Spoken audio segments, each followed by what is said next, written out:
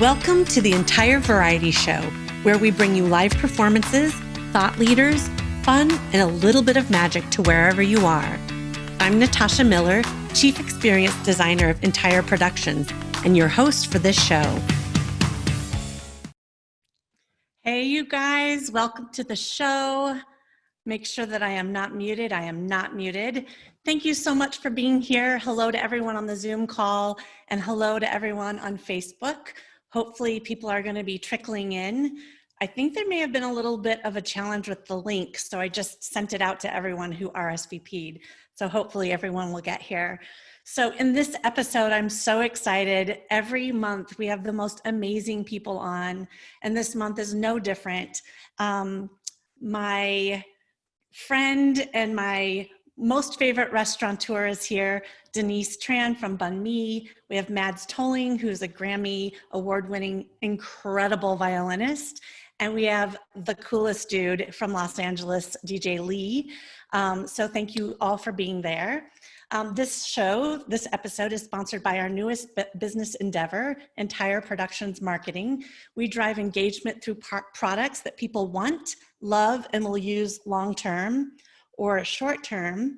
If you get your logo and design on this can of Santa Monica Brewing Company IPA. We just had these done for a client for their event on Sunday. Really cool.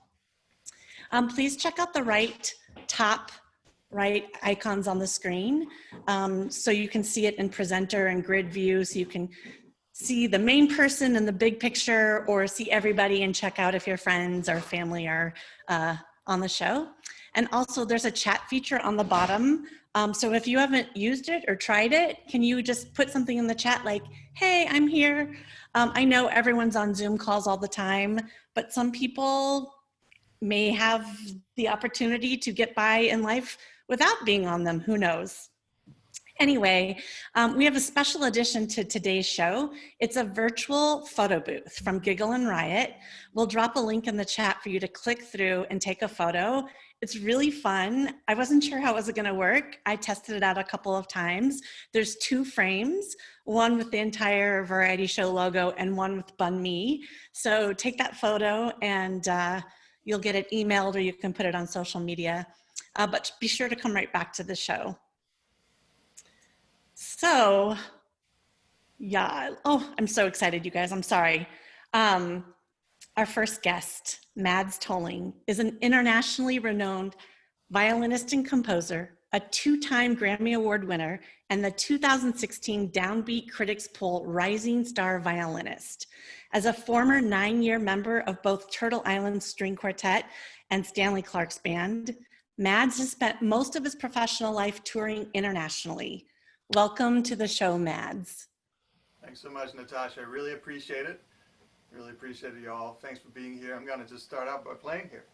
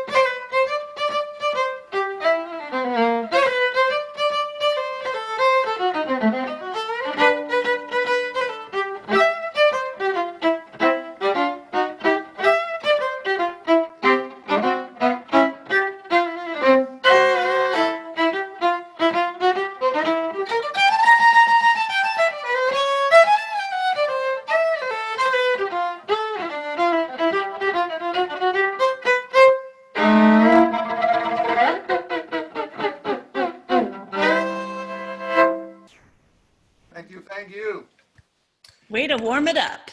All right, way to warm it up, exactly right. And I don't know about you guys, but this is a tune that's called Don't Get Around Much Anymore. And that's sort of been the story for me and for a lot of you guys, I'm sure a lot of musicians as well. So I really appreciate Natasha putting something like this together where we're thinking outside the box, still making something happen. And that's been a lot of my doing too. I've been out playing cul-de-sac, driveway, porch concerts all over the Bay Area. I live in San Francisco. And as a matter of fact, I think the last show that happened at Yoshi's in Oakland, Jack London Square, was actually my show that happened on March 8th. That was right before everything happened. So it's been quite the journey since then, but I'm so glad to be here today. So I'm going to play a little bit of a variety. That was a little bit of jazz by Duke Ellington, Don't Get Around Much Anymore. And now I'm going to play a little bit of a British pop from the 90s. I hope you don't mind.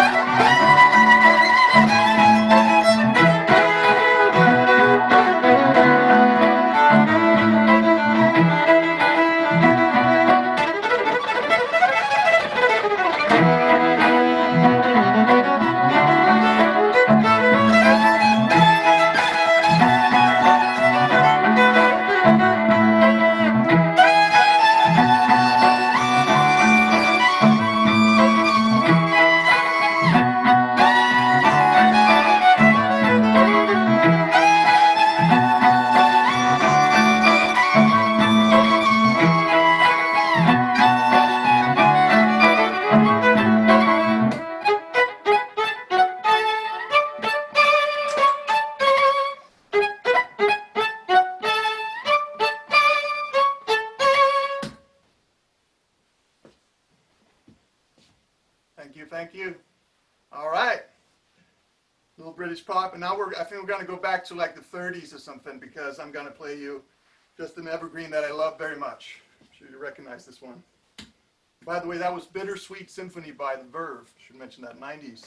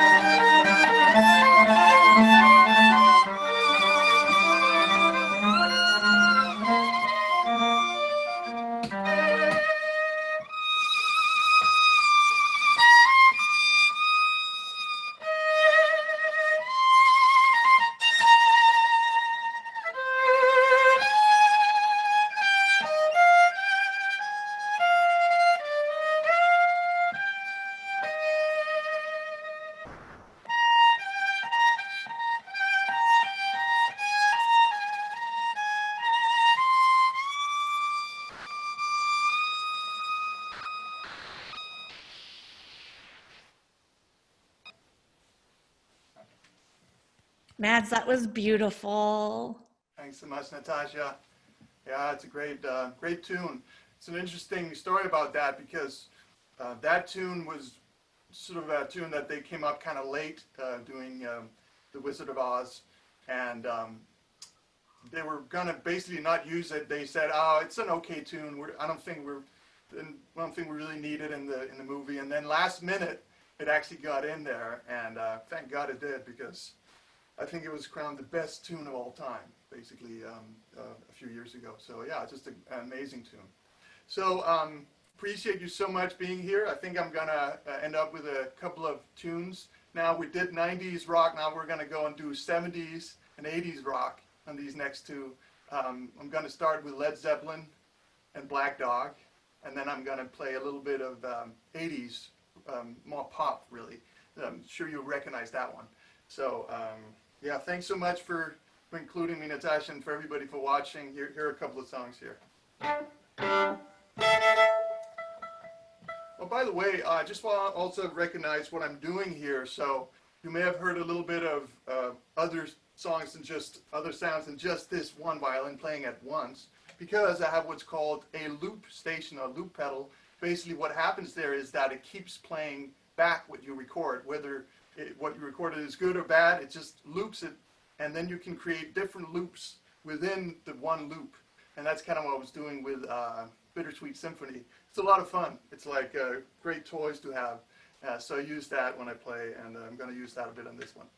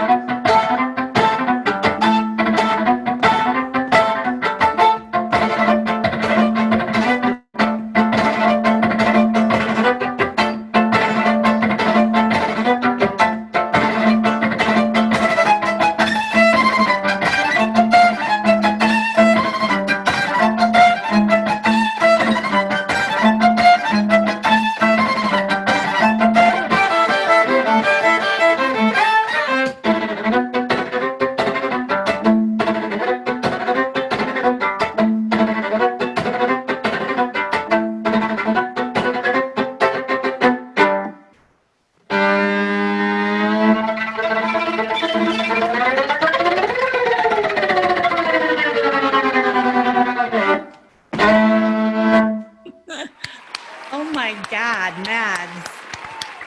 You're amazing. Listen to the crowd roar. It's amazing. Yeah, you just an applause break, man. That's awesome. And I wonder if anybody recognized that tune. Smooth Criminal.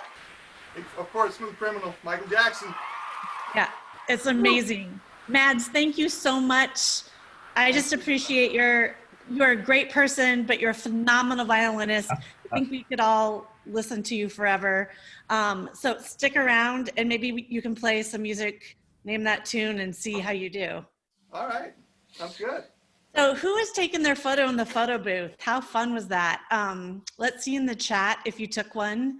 And if you haven't taken one yet and you don't even know what we're talking about, there's a link in the chat. You can go over to that link, pose for your photo. It's just a couple clicks and then come right back though, please. So the next guest is Denise Tran, a former attorney and founder CEO of Bun Mee Vietnamese Sandwich Eatery, a gourmet fast casual restaurant concept with 4 locations in San Francisco, in Pacific Heights, the Financial District, and 2 SFO terminals, 1 and 3. Bun Mee has been nationally recognized as a pioneer in the Asian sandwich niche, making delicious bun mee sandwiches with wide crossover appeal. In 2019, sales exceeded $10 million. That's a lot of sandwiches. Hi, Denise, welcome. Hi, thank you so much for having me. And I am so upset that I'm going right after Mads. It's okay. It's okay. You guys are brilliant in your own I'm so inadequate now. You're not. So we know each other from a group called Entrepreneurs Organization, which has really changed my life and is amazing. I'm sure it has as well you. I knew about Bun Mee before I met you. And as you know, I'm your... You are one of my biggest supporters. Correct. Yes.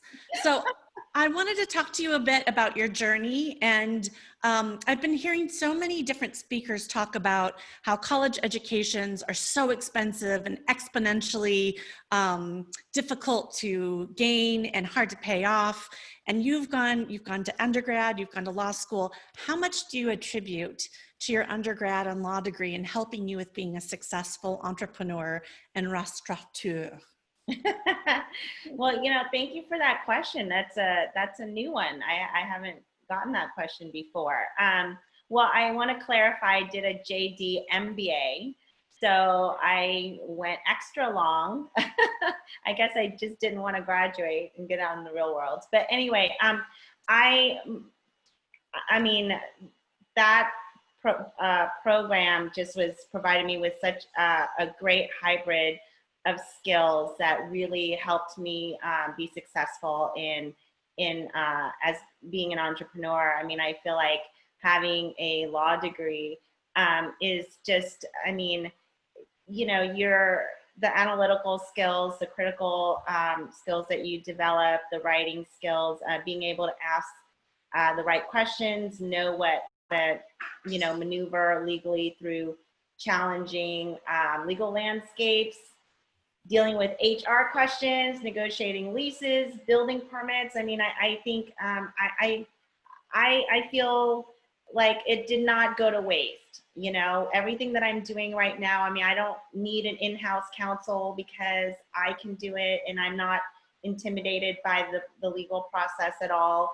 And I feel really knowledgeable and informed of my rights. And so I'm an advocate. Yeah, I'm really glad I have that education, for sure. That's a great comment. And it makes me think you've probably saved hundreds of thousands of dollars in legal fees because you've spent hundreds of thousands of dollars on your own education. I don't know how much it's been, but that's really interesting. And it makes me wonder if it makes other entrepreneurs in the restaurant business maybe at a disadvantage, but you certainly wouldn't go to law school in order to open a restaurant. No.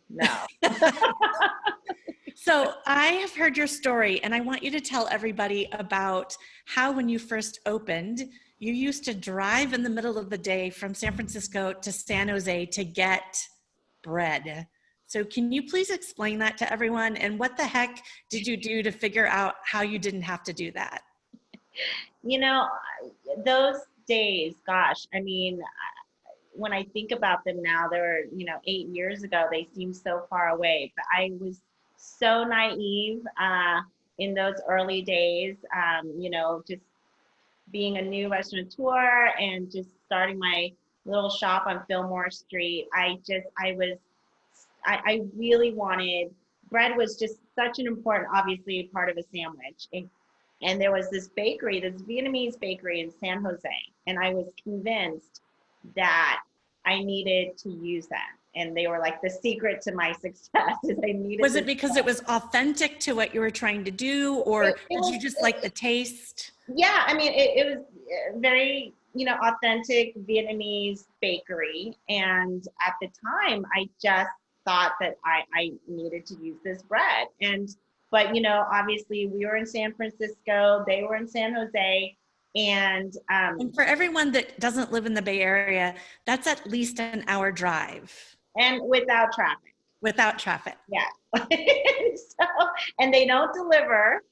And I was like, okay, well, and so all the different ways my entrepreneur mind is like trying to solve this issue. So I had hired some folks from San Jose that would pick up the bread, come to the city, and they would do that every day. And I was doing that. And then that proved to be unreliable.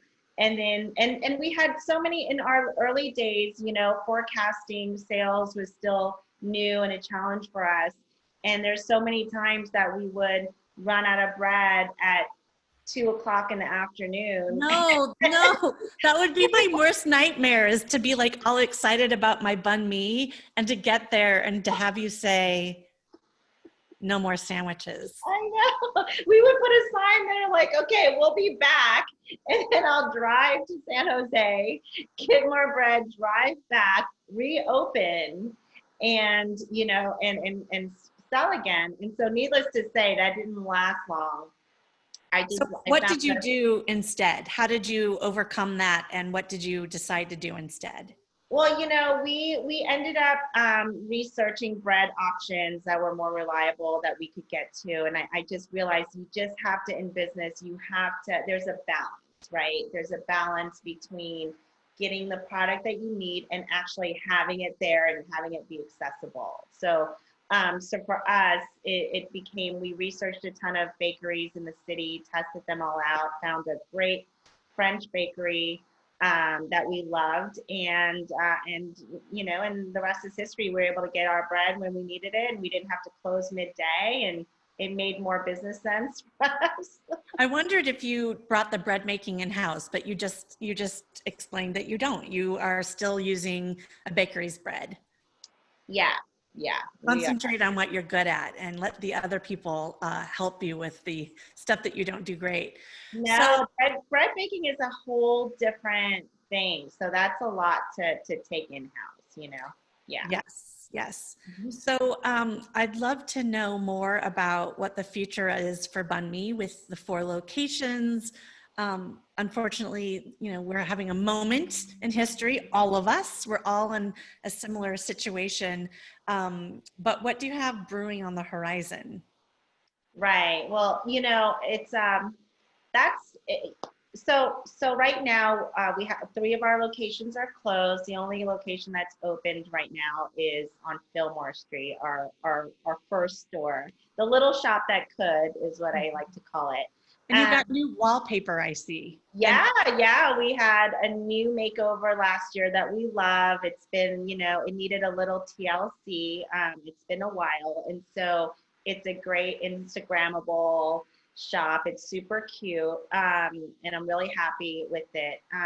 But, prior to COVID, we had started just doing some preliminary work on some expansion plans. I mean, the vision is I want to be the Shake Shack of Vietnamese sandwiches. And that's like such an audacious goal. And so I'm just saying it here. It just sounds so fancy. Is that a franchise model, or is that, I don't know if Shake Shack's a franchise, or is it solely Shake Shack is corporate owned mostly, but it's really, when I say that, I'm not necessarily saying it needs to be this international brand, but what I'm saying is I want Bun Mee to be synonymous with Vietnamese sandwiches. I want our brand to be a national brand whereby when you say Bun Mee, you think of us. Like, we're going to be one of those brands that you think of when you think of Vietnamese sandwiches. And that's something that I started out, 9 years ago with that vision in mind, and we're still there. And so prior to COVID, that's what we were working on. We were working on a multi-state expansion plan, and we were prepared and ready to do that. And so, with so much that's happened and our world has changed like everyone else's, we've had to step back and, scale back, obviously, and just wait it out, and hopefully, we'll be able to realize that dream when things go back to normal, and we'll Were see. you looking at opening in other states on brick and mortar, or in airport terminals? I know that's also brick and mortar, but Yep, we are. There's several models that we're looking at. Definitely a suburb model, a city model, and obviously we are aggressively pursuing airport locations in other cities as well. if you ever franchise, I would start considering to buy a franchise. Okay, anyway, moving on. Tell me about what you're doing with your family meal boxes and your upcoming corporate gift boxes. What is that about? So it's in the works right now. We've had so many requests to do, family meals. And I know that with so many folks that are moms that are having kids homeschooling and don't have a lot of time and all of that, that we're coming up with great creative ways to have, do-it-yourself bun mees or do-yourself noodle bowls, and just, for a dinner of 4, that's going to be convenient, that you can come pick up curbside at our shop or we deliver. But those are some of the options that we're working on to provide, to meet some of our customers who've asked us for more family meal type options. And so we're working on that. So we're really excited about that. So stay tuned. We'll definitely have it on our social media and our website, and we'll see it come soon. And what's the corporate box then? Well, that is what we'd love to do is come up with we're working on a cool gift box that involves a cocktail, some, Vietnamese coffee, and I have to say, I just saw Madeline from my team, her head popped up when you said cocktail. Just like a box that we wanted to pitch to corporate companies who are having employees that are working from home now, and they're not having to feed them in their offices, but folks are working from home. They're not, and corporations would love to reward some of their high performing employees by having a meal delivered to them. So we're working on that as well. Cool. The last thing I want to talk to you about is something that I'm curious about all entrepreneurs. So what is the number one most influential moment in your time as an entrepreneur? That is a really, it's a difficult question, because obviously it's being an entrepreneur in this life, it's a roller coaster, right? But I would say, I can think of 3 just pivotal moments that I think really changed the course of our company and made a huge difference in our success. The first 2 happened in our startup phase. When Bun Mee was just an idea, a concept, a dream that I had, that I just written on paper and was just visualizing in my head. I cold called a consulting company called The Culinary Edge, because I don't come from the restaurant world. And so I wanted expertise. And so they ended up, they ended up working with us for sweat equity. And and they are just an incredible team of smart, talented restaurateurs and chefs that really gave us the leg up on creating a scalable concept. Why did they say yes to you? Well, I mean, I pitched it hard. So, and then the second one is, our branding. I mean, I have to say, like, when I went through several brand designers, I did not like any of our branding, and I knew that our branding was going to be so key to who we are and how we show up in the market. And so I was able to work with Christopher Simmons from Mind Design, giving him a little shout out. But he hadn't worked in the restaurant business at all, in hospitality, prior to working with us. And so we both took a gamble on each other. And they came up with just, immediately when we saw it, we just knew. And that was the moment I saw it, I just could see like our whole brand come to life. And that was so exciting. And so those two, and then the third one is just our pivot into the airports. That was midway in year 4 of our company, or year 5. We pivoted to pitch to SFO Airport, and getting 2 locations there took us from, Tell everyone in the way that you can, just how astronomical that was for your business. Because I don't think as people that go into the airports and have a bite, we don't really understand the difference, but however you can say that. Yeah, I mean, in terms of, everyone had told me it was going to be really challenging to operate in the airport, which it is. And, and the airport normally works with very large companies and management companies there. So we were one of the smallest food and beverage vendors at the airport, having a direct lease. So we were very fortunate to get it. It was very competitive to get the lease, but it's a difference between, we went from a $3 million company to a $7 million company almost overnight.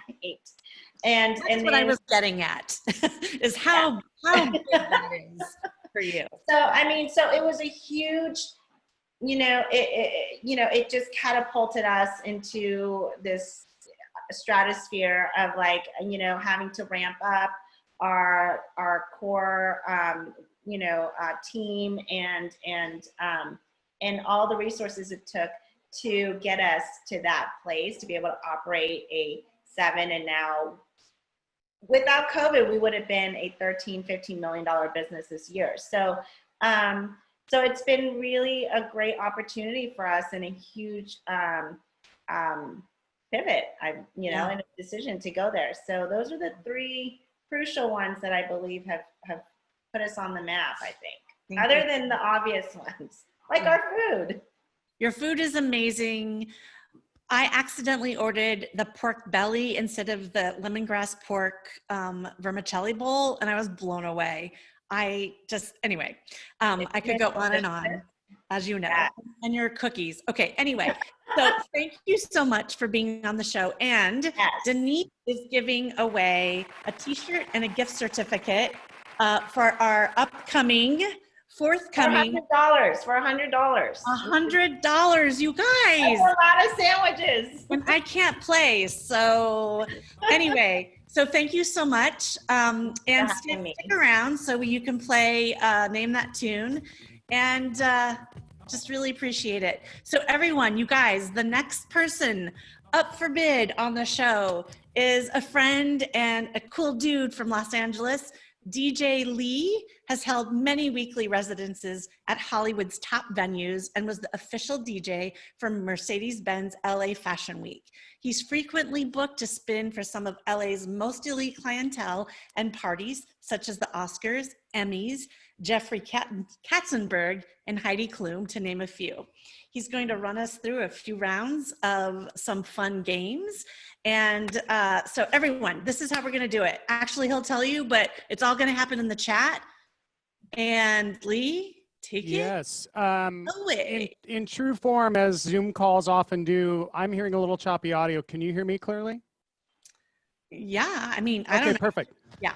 All right, then we're going to continue. Give me a shout out if that changes. Hey, everybody, stay on board, and we have an amazing prize. That's awesome. I was looking at their menu, and it looks amazing. I'm going to do two things because not everyone's good with music, so we're going to do a few Name That Tune songs. I'm going to play a snippet of a song. The first one to sound off in the chat with the correct answer, the song title, not the artist, wins a point. We're going to track the points, and at the end of the round, whoever has the most point wins the prize. And I'm also going to do some trivia.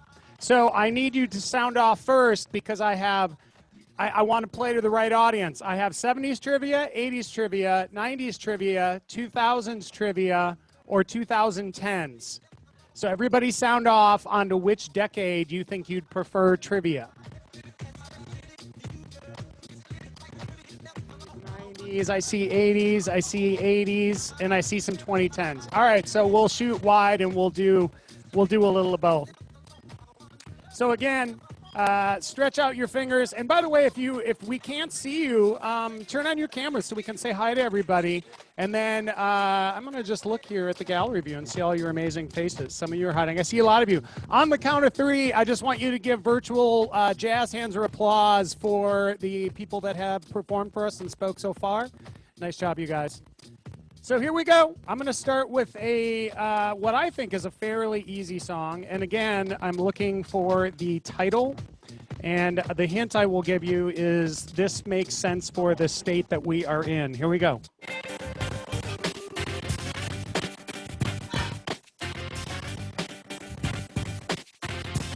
Oh, there it is. California Love, Misty. That was pretty quick. Nice job. All right, next one. Now we're going to go radically different. Okay, hold on a second, Lee. Number one, your music is a little scratchy. And Okay. number two, I think somebody got it before Misty. But Oh, they did? Okay, the chats are coming in so fast. So I'm going to let you guys score. Kate, are you on the, Kate from Entire Productions, are you here? Yes, I'm here. Awesome. So Kate is the official scorekeeper. I will let her take care of it. Perfect. All right. If I can catch it, or Kate, will you just yell out who was the first one in on each round, please? That was Misty Night. That's what I thought. All right. I did get it right. We got Misty. All right. The hint on this one is you will hear this one at pretty much every wedding, much to my dismay personally.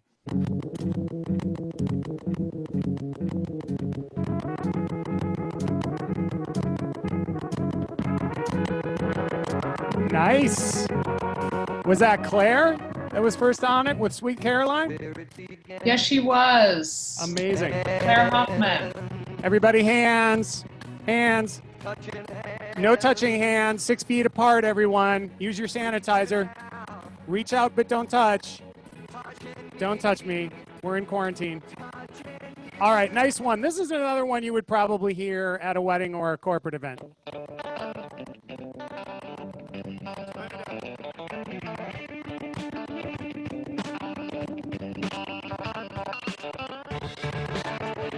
All right, nice job. Who got that one? That was Robin Goldstein. Awesome, well done. Sorry about the scratchy audio, guys. I'm gonna normally I'd have to just pop out of Zoom and pop back in, but as long as you can hear well enough to play, we're gonna keep going. This one you would hear at any sporting event when we were getting ready to rally everybody.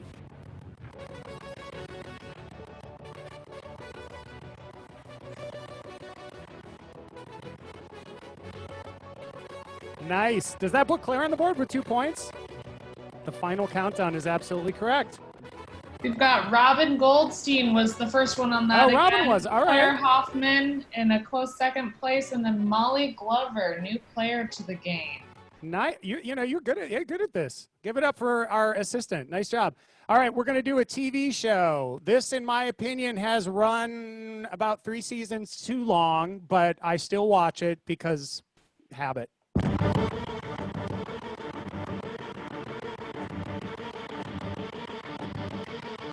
Ooh, that was fast.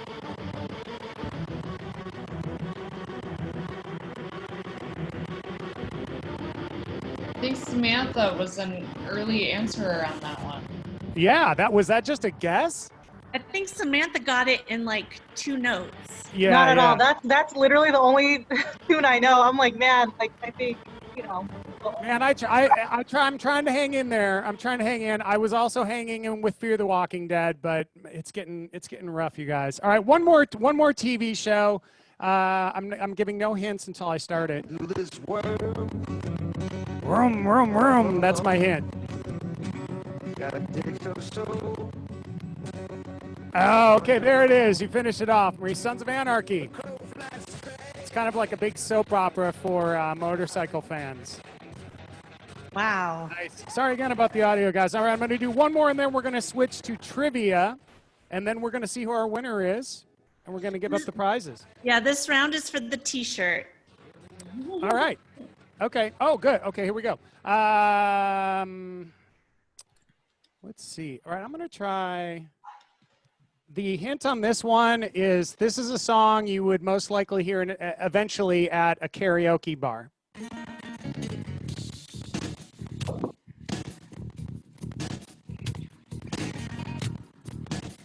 Nice one, Molly. That was also kind of a one-hit wonder. I'm guessing you've probably sung that. By Alana Miles. Nice job. All right, we're going to do, I think I'll do one more. Let me see if I can find another one-hit wonder. We didn't do anything current, so let's see if somebody can grab this one. I'm going to do a couple current songs if nobody gets this.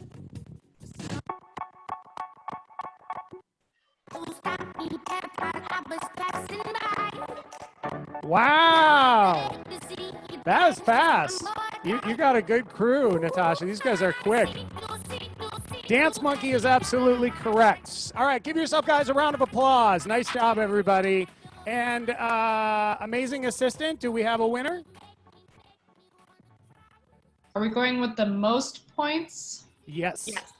We have a tie between Robin and Samantha. Oh, I love tiebreakers because that means dun dun dun, sudden death.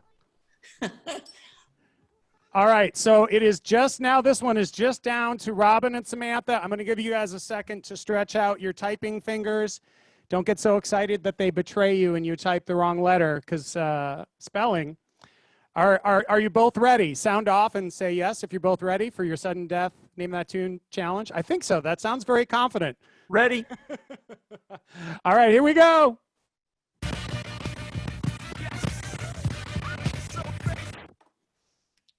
All right. Hey, and there it is. Crazy in Love. Woohoo! Awesome. So Samantha, DM your t-shirt size to Denise if you can, or just let us know. And just to let you know, Lee, I don't know if you've met Kate, but Kate is an account executive at Entire Productions, and she really manages our marketing division. So you can't see her for some reason, which is fine, but she's a glorious redhead. So thank you, Kate, for helping out with the chat and the games. Nice job. Okay, so we're on to trivia, y'all. So the same rules apply. The first person to answer correctly in the chat window gets a point, and then we'll count up at the end. I think most people said 80s and 2010, but I might pop in a little bit of 90s there as well. So we will start with 80s. I'm going to start with what I think is relatively, well, maybe simple.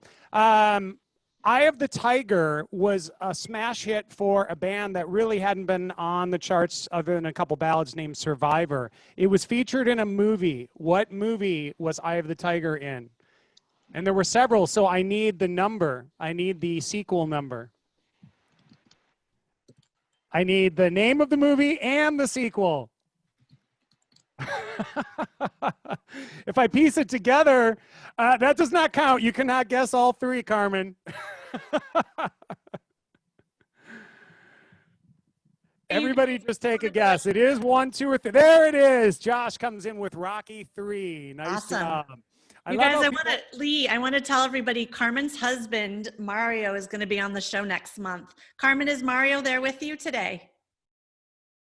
He is. He's just on the phone dealing with some business. Okay, so right. he's going to watch the video or the recording of the show later. Okay, get him ready. And then I am.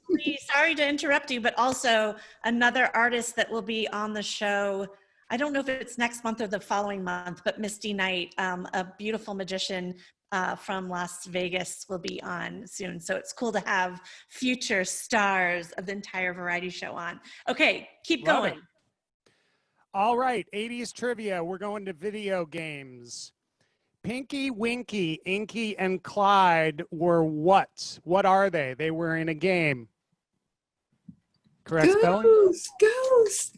All right, I'll take, yes, ghost plural. I'm being really particular. I'm being hard, you guys. They are ghosts plural because there's 4 of them, so I'm going to give that one to Sarah. I know, outrageous. Nice job.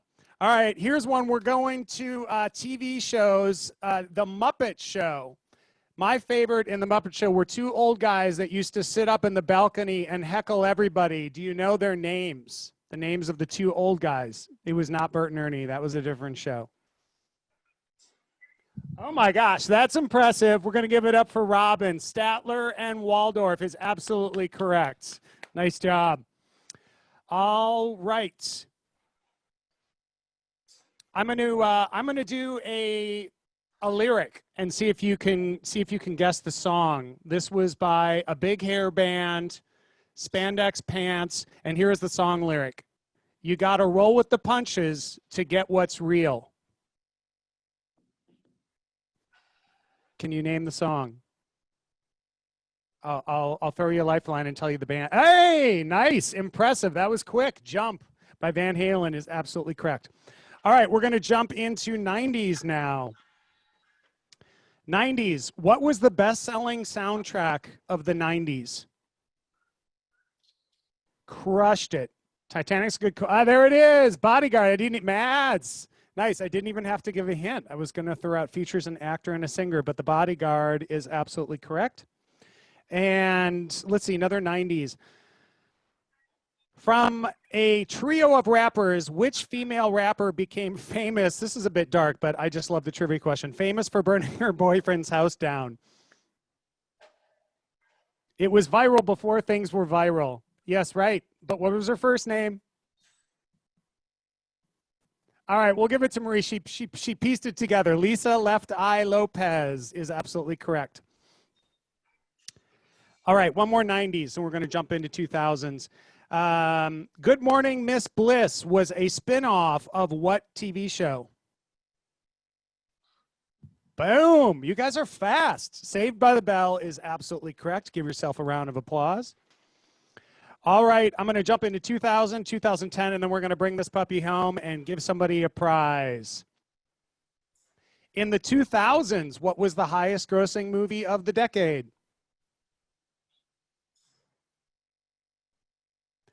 You guys are really good. Avatar is absolutely correct. Mads knows his pop culture. All right, another 90s question.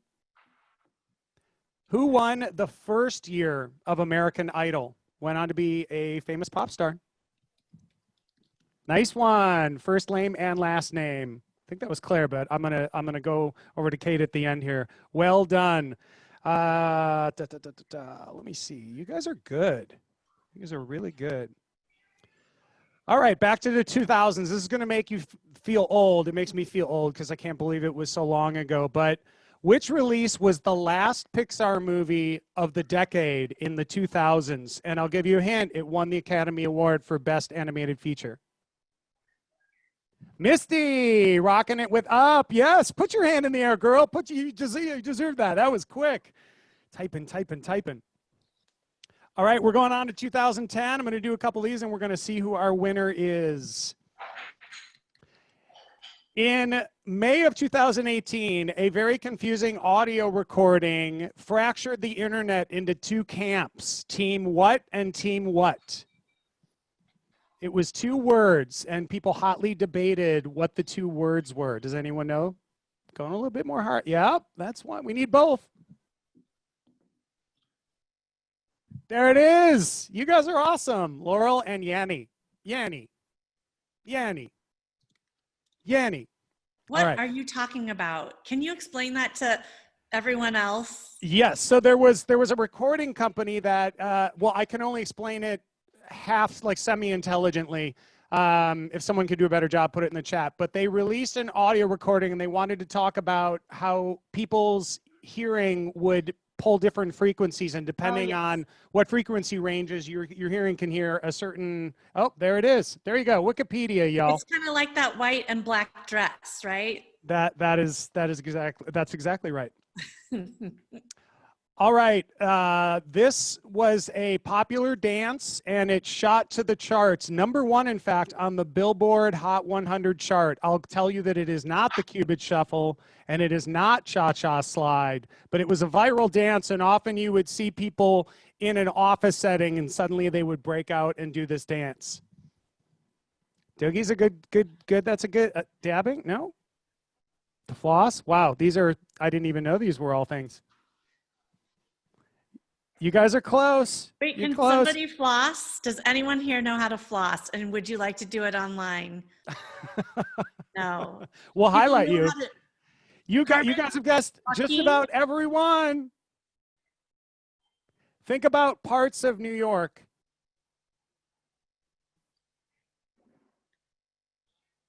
There it is, the Harlem Shake. Nice job. Let's see it. Miley, can you do it? Okay, negative. Somebody on video?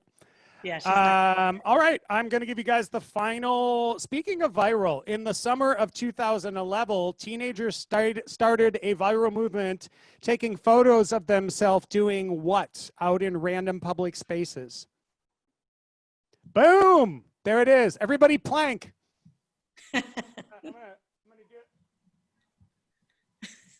All right, and there it is, you guys. You guys are really good. Give yourself a round of applause. We're going to go to our assistant and see if we have a clear winner on the trivia challenge. Guys, we have a 3-way tie Oh, I love ties. between Claire Hoffman, Molly, and Sarah. Claire, Molly, and Sarah. Nice job. Okay, we're going to limit it to just you three. This is sudden death. I'll give you a chance to warm up your fingers again. And I think I'm going to go back to, is 80s okay? You guys good with 80s? It looks like it. Yep. All right. What was the name of the first song / video that was ever played on MTV? Just for those three. I think I know it. Boom! And there it is. Video Killed the Radio Star. So does Claire win? Yes, I believe that makes, well, I'll defer to Kate, but I believe that makes Yes, Claire a winner, yeah? Hoffman is declared the winner. Woohoo! Claire, put your hands up. Nice, thumbs up. That is awesome. We'll do your Claire, press interview later. you're going to have to come to San Francisco now. For sure. Are you in LA? I'm in LA, yeah. That's okay. You'll be up here. So, you guys, Or you Claire, can until he come to LA. yeah, Bun Mee in LA. Is that happening? Just for Claire. Yep, you have to expand now. Thank you guys. Claire, everyone, Claire is from the most amazing event industry media site called BizBash. If you are in the event industry, you absolutely know what that is. If you are not in the event industry, you probably do not know what that is, but it's really cool. So anyway, But check it out anyway. Yeah. Thank you so much, Lee. Is that it for you? Yeah, that's it. Thanks for playing, you guys. All right. Thank you so much. We will get those, the t-shirt and the gift certificate out to you guys. So I just wanted to thank the team, Annalisa, Madeline, Kate, and the rest of the entire productions team for just giving your all during this crazy time. You gave your all before it was crazy, and now you're really putting things into place. I really appreciate it. Thank you so much to our guests, Mads Tolling, Denise Tran, Lee Dyson, and Giggle and Riot. Just a reminder that today's show was sponsored by our division, EntireProductionsMarketing.com, and please join us on September 24th for our next show, and tell your friends and networks. Everyone's invited. You can bring your teams, and we'll throw the link in the chat. And I just really appreciate all the support. Thank you everyone for tuning in. Hello and goodbye to everyone on Facebook, and we'll see you next month. Stay or get creative and have a great night. Thank you so much.